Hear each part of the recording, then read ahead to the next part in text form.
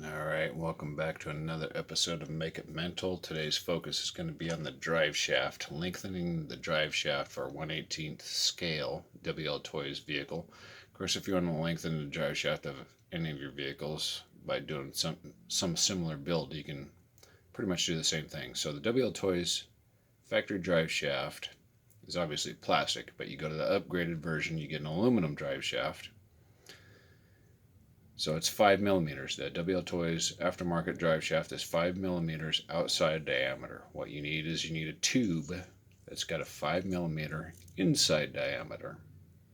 And depending on who manufactures it, it's either going to be a push fit or you might have to tap it on with a hammer. If you have to tap it on with a hammer, that's probably even better.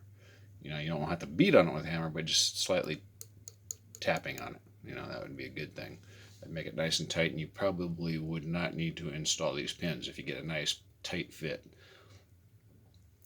That being said, this tube here that I use just happens to be 304 stainless, 5 millimeter inside diameter. I bought this off Amazon. It came in a bundle of 5, and I left it at full length. As you can see, here's another one, and it's at full length, and it just about covers the whole distance that's needed. Works out so far, in my opinion, pretty awesome just by looking at it. And the pins that I use, you don't have to use my pins or the pins that I use, but just to give you an idea, I used the same kind of wheel pins you would use to lock your 12 millimeter hex.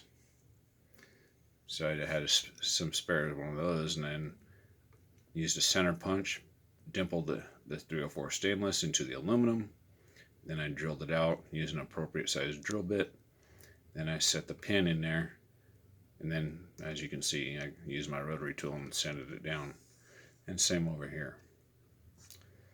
So that's how you extend the drive shaft. Pretty easy, huh?